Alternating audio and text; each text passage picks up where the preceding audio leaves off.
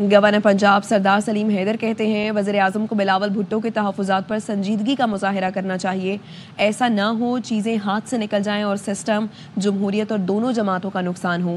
وہ ARY news کے نمائندے محمد رافع حسین سے گفتگو کر رہے تھے۔ ہمارے ساتھ گورنر پنجاب سلیم حیدر خان صاحب موجود ہیں، ان سے ہم بات چیت کریں گے۔ بلاول بھٹو زرداری کو کے معاملات پر وفاق سے بڑے تحفظات ہیں اور یہی سلسلہ کچھ پنجاب میں بھی آپ کو ہے۔ بہت ضروری ہے کہ بلاول صاحب کے جو تحفظات ہیں، پیپلز پارٹی کے جو تحفظات ہیں، ان کو ایڈریس کیا جائے اور پرائم منسٹر اس کو فوکس کر کے چیزوں کو ٹھیک کریں۔ یہ نہ ہو کہ پھر چیزیں ہاتھ سے نکل جائیں اور اس سسٹم کا بھی نقصان ہو، جمہوریت کا بھی نقصان ہو اور دونوں پارٹیز کا بھی نقصان ہو۔ اگر پیپلز پارٹی ساتھ شامل نہ ہوتی تو اس گورنمنٹ نے نہیں بننا تھا، اور آج تک بھی اگر یہ چل رہا ہے، معاملات چل رہے ہیں تو پیپلز پارٹی کی وجہ سے چل رہے ہیں۔ پیپلز پارٹی کی تو آخری حد تک کوشش ہے کہ اس ملک کے لیے ضروری ہے کہ یہ سسٹم چلیں، چیزیں بہتر ہوں۔ کم از کم یہ خواہش کرتا ہوں کہ اللہ کرے کہ اس طرح کا کوئی ٹائم نہ آئے اور اسی طرح یہ معاملات چلیں اور ملک بہتری کی طرف۔ آج تک آپ کی اور مریم بی بی کی ملاقات نہیں ہو سکی ہے،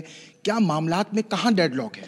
دیکھیں، ان کی میری لڑائی کوئی نہیں ہے تو پھر ملاقات کا تو کوئی مسئلہ ہی نہیں ہے۔ جب ملنا چاہیں گے مل جائیں گے، اور وہاں پہ کم از کم خیبر پختونخوا والی کوئی لڑائی نہیں ہے۔ بات یہ ہے کہ میرے خوش یا ناراض ہونے سے تو بات کوئی نہیں ہوتی، خوش یا ناراض عوام نے ہونا ہے، اور کارکردگی جانچی جائے گی۔ جب عوام کے پاس جائیں گے تو اسی وقت فیصلہ ہوگا کہ مریم نواز صاحبہ کی کارکردگی ٹھیک ہے یا غلط ہے۔ نہروں کے اوپر پیپلز پارٹی کو شدید تحفظات ہیں، سندھ کا پانی چوری کیا جا رہا ہے، کیا یہ واقعی ایسا ہو رہا ہے؟ چیزیں ڈیسائیڈ ہوئی ہیں، اس میں پورا پانی کسی صوبے کو بھی نہیں مل رہا اور سندھ کو خاص کر نہیں مل رہا۔ تو جب آپ انڈس ریور سے دوبارہ نئی نہریں نکالنے کی کوشش کریں گے تو اس کا نقصان تو آٹومیٹکلی سندھ کو ہوگا، اور تمام صوبوں کو اعتماد میں لے کے اگر کوئی نئی چیز ہوتی ہے تو وہ ٹھیک ہے، ورنہ تو پھر کسی صورت قبول نہیں ہے۔ بہت شکریہ۔ ہمارے ساتھ گورنر پنجاب سلیم حیدر خان صاحب موجود تھے۔ انہوں نے واضح طور پر کہا کہ اگر پانی چوری کیا جاتا ہے کسی صوبے کا تو وہ کسی صورت قابل قبول نہیں ہوگا۔